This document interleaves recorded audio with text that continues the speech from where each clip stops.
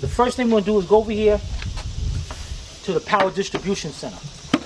All right? We're gonna pop the cover off. Very common on these cars too, guys. You got fuel pump relay, which is right there. And you see this 20 amp fuse right here? Now on, and this is the weird part about it, guys. On your thing up here, okay, that you can see. Yeah, see now there's the fuel pump relay. And that's the one we're looking at. And right next to it, is that fuse right there. Okay. Alright. PCMB. That is the fuse that powers your fuel pump. So what we're gonna do is go over here, 20 amp fuse right here. I'm gonna take our little needle nose, pop that right out. All right, I'll set this to the side, and what I'm gonna do is get a jumper between there.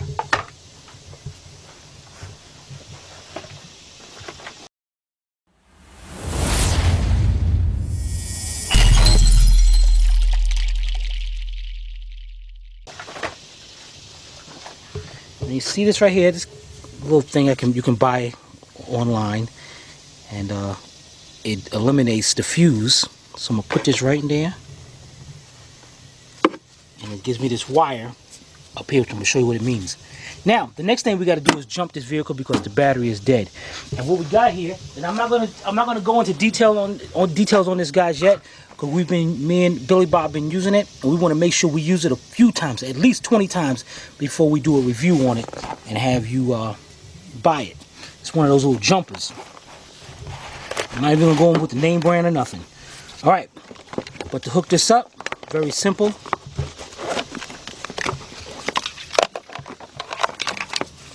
Matter of fact, let me show you where the keys at this thing.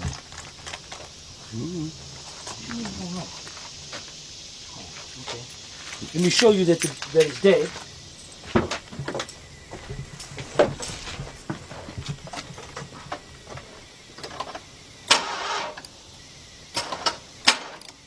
All right. That's just to show you. Let's get this thing out there. And what this thing does, this thing is really easy to hook up. I mean, it's got the charging accessories and everything, but I'll get into that later. And what I'm gonna do is, this thing. I can tell right now, these things right here, the things that close up, they suck. All right, so we're gonna pull this little piece open right here. Actually, what we're going to do here is let's hook it up to the battery first. Positive and negative.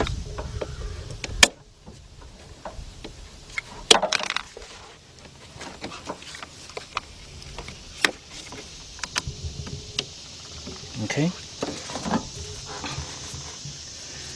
I'm going to cut the unit on.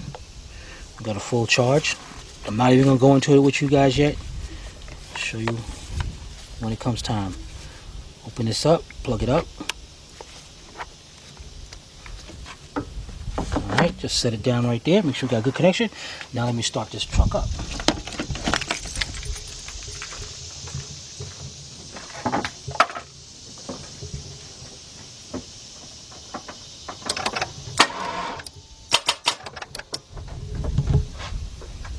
Got that thing connected right now. You told me to Oh, you know, yeah. Oh, now you tell me? Why you have me do stuff and then look like a fool and then go tell me they I'm won? just the cameraman. You wait till you gotta do this mess, man.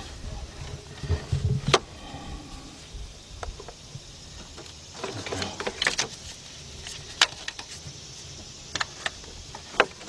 You have a good connection right there, right? Yeah. I mean, unless you want me to move out of the way too.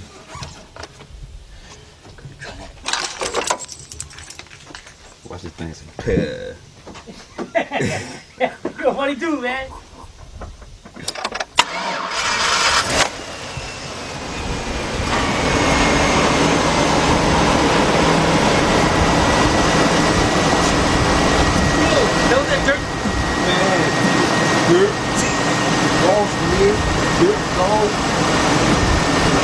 Alright, there you go, guys. Now what I'm gonna do? Oh man, what that smell? All right, we're gonna disconnect this.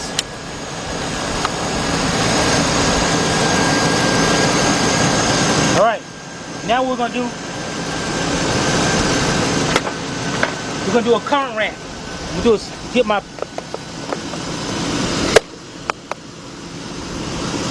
Vantage Pro. We'll cut it on.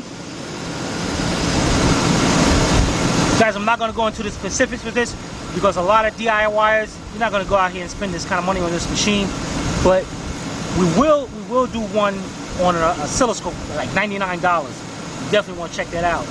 All right, so we're not even going to new vehicle and all that. We're gonna go to power user test. Yeah, with help, without. Current probe test. Okay, select current probe. Put the snap on. You can put either one. I just put the snap on one so it communicates better with the Vantage. All right, and we're gonna do the fuel pump. Select test. Go to current test. Now, guys, this is the waveform pattern we're gonna be looking for. It's gonna be like humps. As the accumulators work, circular turn in the fuel pump, it's going to create these humps. The better the fuel pump, the more pronounced those humps are. So, let's see, I'm going to go down here and show you how it's supposed to look. Don't even worry about none of that. That's the waveform pattern we're going to be looking for. That's how a good fuel pump graphs that. Alright? Now if you go back up to here, it shows you how to hook up the Vantage Pro up there and hook it up onto the positive side. Alright, so let's go back under here. We ain't gonna go here. Alright, now while that's sitting on, we're gonna grab our current probe. And as you can see, this is not a snap-on current probe, but I put snap-on in it anyway. Just like I say, if you use the aftermarket current probe, make sure you put in the snap-on one. It communicates with it much better. All right, so what we're gonna do here is on the top of our Vantage, hook up the red to the yellow, then hook up the black to the black. We're gonna cut our current probe up to 20 amps. And before we hook it up to this wire that we got here, you gotta zero it out. Hit the button, hold it for a second, let it go. Hook it on. Now if I hook it on one way and I don't see a graph, a pattern, I'm gonna turn the power probe around. So hook it up just like this. Go up here. Can't see nothing. Take it off, put it back the other way. There it is.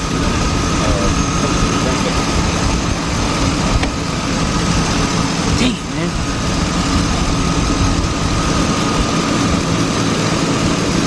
Now, as you can see right there, there's our humps up there. That's a good pump right there. That thing is good. Now what we can do is let it warm up for a little while, or I can put it in drive right now and see how that pattern goes. So I'm gonna put it in drive. We're gonna check it out. I'll be right back. All right, guys, we had this thing running for like 10 minutes, and we're noticing something about our pattern. It's kind of like fading off. And look at it, look at that thing dropping. Let me make sure I got our power probe is. Maybe we got a loose connection here. But that was more than loose connection though. Yeah, battery's full. But it's like dropping off. Matter of fact, let me go up here and pause this. Now pause the pattern. Look at it dropping down. And at first it started fading off toward the trailer end of it. Man, this thing is, let me start. Now what I did was go up here to my pause section and pause it. Now we'll unpause it again. Look at that thing. That is dropping. This thing's warming up. This pump is weak. This pump is definitely going out, guys. Make sure I'm moving around here. And see, it moved up a little bit. But look at the tail end of that pattern, that waveform. That tail end is definitely dropping off. You see that, Billy Bob? So we're gonna let this run a little bit longer, and in the meantime, we're gonna matter of fact, let me shut this off so we can save, don't kill the battery in this. We'll shut this down, and then we're gonna pull the codes and see what's in there. Be right back. All right, guys, here we go. Got our Actron hooked up to it. Let's go to vehicle diagnostics. Let's try the auto ID, see if we pick up the information by itself. Engine is running, turnkey. Dang it, I don't want to do that. Dang it, because the battery is, well, maybe how long is it run enough to start this thing back up by itself? Yeah, it's been running for a while. All right, so we're going to shut this car off. Put the key on. 2003 Chevy Tahoe, two-wheel drive, 5.3. Is this correct? Yes, it is. All right. Special ABS. No, nothing up there.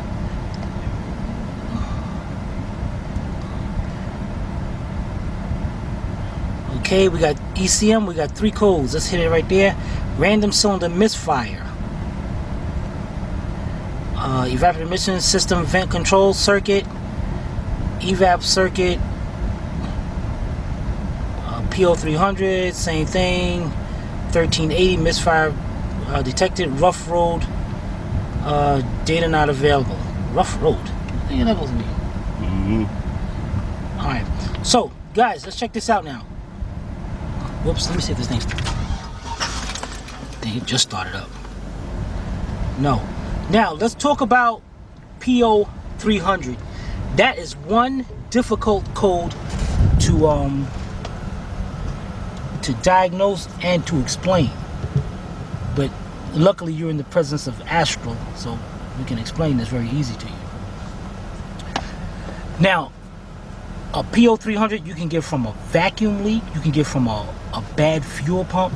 Anything that's causing a misfire across a multiple amount of cylinders can cause that. It does not necessarily, and I repeat, it does not necessarily mean you go out and buy you a set of spark plugs or a set of wires. It don't work like that, because when you get wires that go bad, you're gonna get 1 or 2 of them that go bad, and usually it's gonna come up with a code PO304 or whatever cylinder it may be. When you get a random cylinder misfire, it's something that is affecting all cylinders at one time, or majority of the cylinders at one time. And in this case especially, we have a weak fuel pump, and that means each of these cylinders, instead of getting, let's say 15 cc's of fuel to each cylinder, because the fuel pump is weak and it's probably got a clogged fuel filter, we're probably going to get like 5 cc's. So that engine is not firing like the way it's supposed to be. All cylinders, so you're going to get that PO300. That is definitely a code that's corresponding to what we have here. And we've been running for about, how long have we had this thing running for? About a half hour or so? Yeah. About a half hour. And that's now a lot of guys say, well, what about it could be the camshaft position, it could be the crankshaft position. Yes, it could be.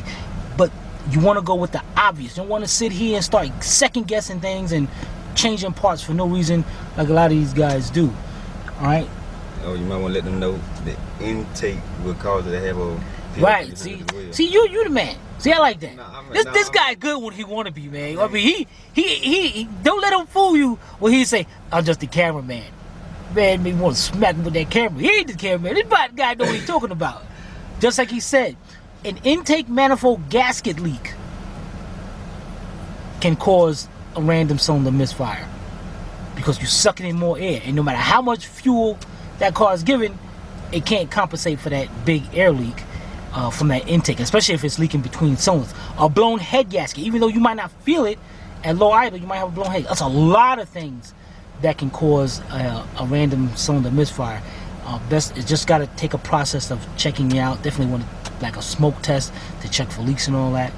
But anything else you want to say, man? Since it's like, I mean, like I said, I'm more than just a cameraman, but I'm just a cameraman right now. Can you dig it?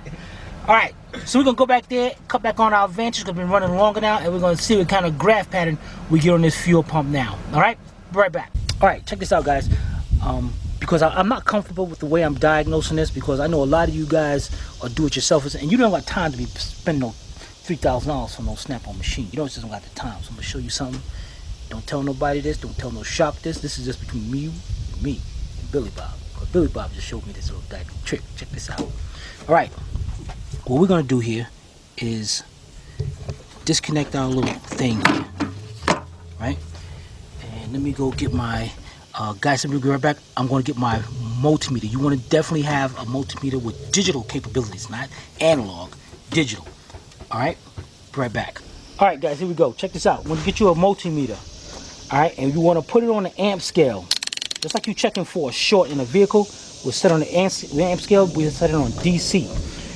Now we took out our little connector between there that we had, and what we're going to use is the two ends of our power probe, because now this is I'm sorry, not power probe, our multimeter, because now our multimeter is going to act as a fuse. Now what I'm gonna have is Billy Bob put the key on. Now before you do that, let's go over something.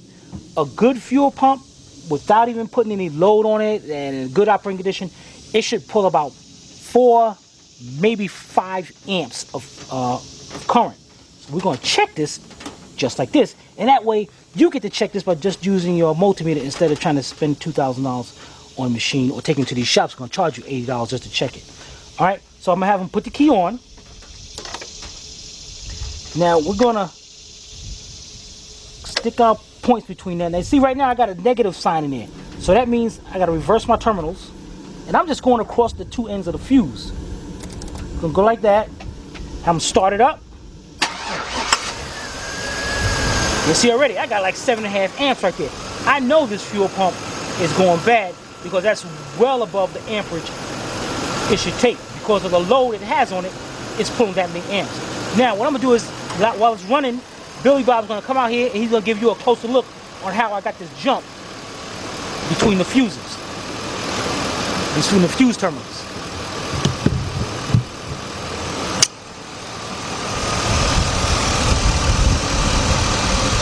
Got it?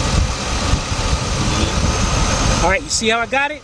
Now, right now, my multimeter is acting as a 20 amp fuse.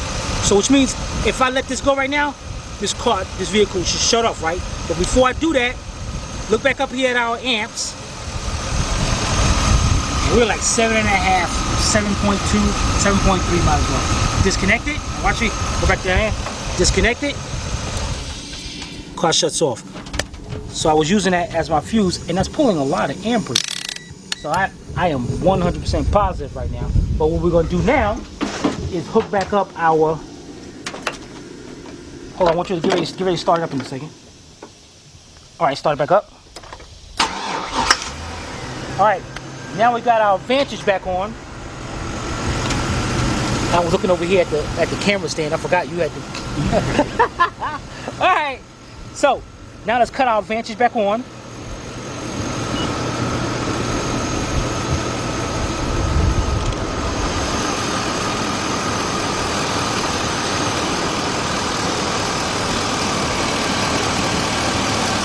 All right, going over here to power user test. Going back to the same thing. Current probe, select current probe. Again, select snap on. Current, fuel pump, test, current test, blah, blah, blah, blah, blah, blah, blah, blah. All right, now what I gotta do here is take my current probe, cut it on to 20 amps, zero it out. Okay, that's the wrong way. There we go, up there. Now see, that's more of a pattern. Let's go over here and show you what a good pattern looks like.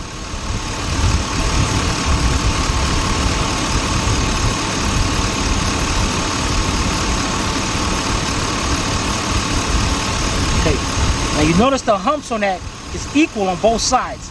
It's actually like, you put two of them together, it looks like a McDonald's sign, actually, almost. But you notice on ours, it's got a little trail in going to it. A little trail. Look right at the bottom. Let me go up here. Let me go up here to this. Alright, let me pause it. You notice, see how I got that trailing end right there? That's not good. Both ends should be like that first part right there. We definitely got us a weak pump. Definitely. All right, we'll be right back. All right, guys, girls, we got a fuse back in here. Still got the car running. We're gonna let it run for a little while. Put our cover back on it. Get our tools out of here. Yeah, but hold up. Another thing that can also cause a cold PO300 is an air filter. If your air filter is clogged and it can't breathe, then you know that's a good point. That's right. See, that's what I like about when you know, us guys. Yeah, we play around, we joke around a lot, but when it's time to get serious, we can't be compared to. And Billy Bob just mentioned a good point. Just like I mentioned a point before, if the car's not getting enough fuel, there's not enough combustion inside the chambers, which will cause the misfire. Air is just as crucial. So, matter of fact, right, since you could, it takes 3 things to actually get a car to crank and run. You got to have fuel, spark, and air. You have those 3 things, you know that car should be running. Right, you know, along with the basics, the compression, all that. That's right. But all right, let me give me the camera. And guys, you go get a looks what that. Oh, let me see what that is over here. Yeah, get a Phillips screwdriver, and get a nice size Phillips screwdriver.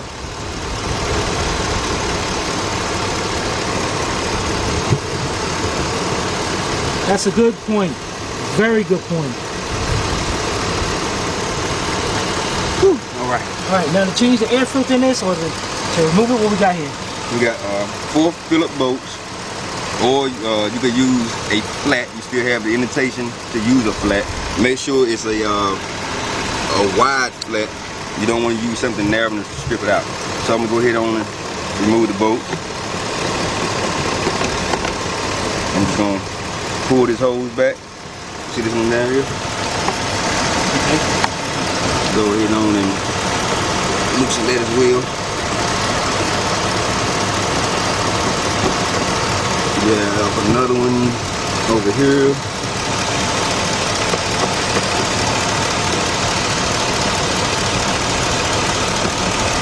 Yeah, one more.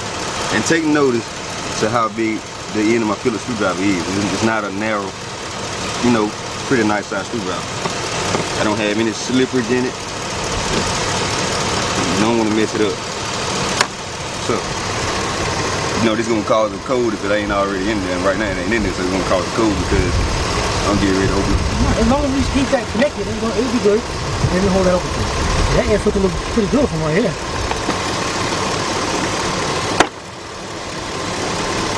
Come out on this side, it looks pretty clean. Yeah, do don't. But you know, that's the side that I don't think y'all want to see this. what the heck? You got bugs. Yo, can we see that if we held up to the sun? Dang it, man. What the heck? Damn, that thing is heavy. Look at that. Guys, girls, look at that stuff built up in there. That can definitely, I mean, 100% give you a code PO300. Wow, that was a good call, man. Appreciate it. So what I'm gonna do, I'm gonna just I would just basically put the filter back in and tell the customer, but I would like to show the customer, you know, about their filter. I mean, just look at it. You don't want to put that back in like that. So I can just let them know, and if they want to take care of it, they take care of it from there. It's on you.